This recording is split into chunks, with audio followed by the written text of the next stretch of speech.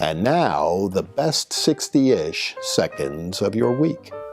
This week we marked some important milestones, a couple of them a little bit sad. Most notably, the passing of number 20, Frank Robinson, the first African-American manager in Major League Baseball and the only player in the history of the sport to win the Most Valuable Player award in both leagues.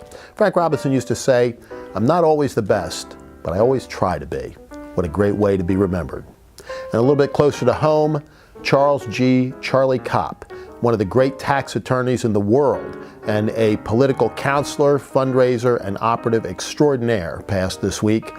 I had the privilege of knowing Charlie for a long time, and I could take you to the exact square inch where I met him more than 40 years ago.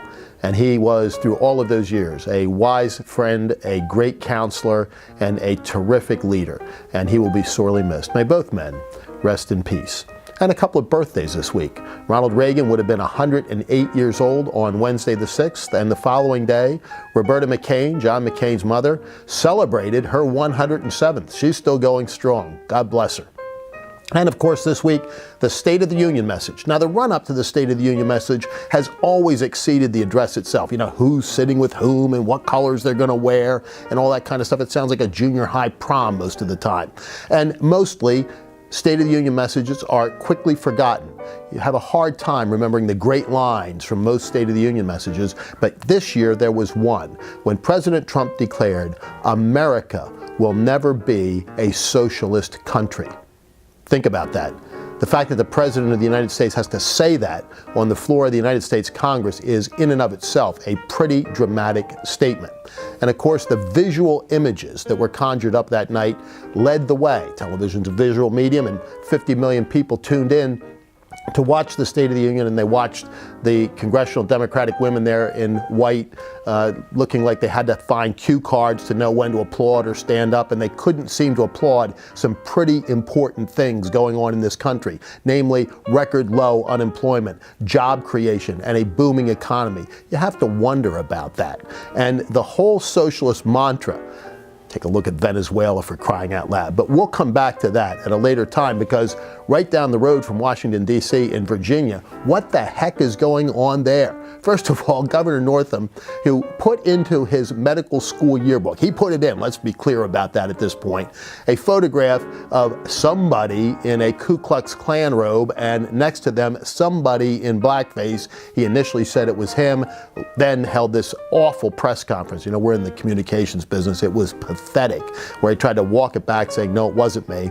And of course, the cries for his resignation came from every corner, and a lot of them came from Democrats who figured that the lieutenant governor would be ready to step in, but he quickly turned out to have his own set of problems and exposed a great fault line for some on the other side of the political spectrum, namely the tremendous double standard that now appears about whether or not we believe accusers of sexual misconduct, and in this case, sexual assault.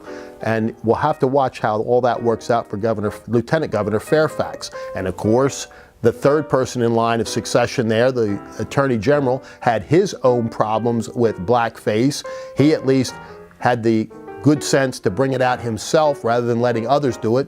Usually a pretty good step in crisis communications, but he has the same problem. So who's fourth in the line of succession? The Republican Speaker of the House, a man who got his job on the flip of a coin because it was a tied election. So you can't make this stuff up, folks. Watch what happens in Virginia. That's going to be fascinating as we go through it. And of course, on the other side of you can't make this stuff up, this week the Washington Post, hardly a citadel of conservative thought, exposed the fact that Elizabeth Warren, aka Pocahontas, put on her Texas bar card under nationality American Indian. And she's been trying to slow walk or fast walk or something walk that back for the rest of the week. Her campaign may never get off the launching pad. She's set to announce sometime next week, and let's see how all that works out, because she's got real problems with the most basic element of politics, and that is credibility and integrity. But if she fails, there's a plethora of candidates, more than 500 registered candidates for President of the United States now with the Federal Elections Commission. Some of them you've actually heard of. We'll talk about them next week. But for now, that's the best 60-ish seconds of your week.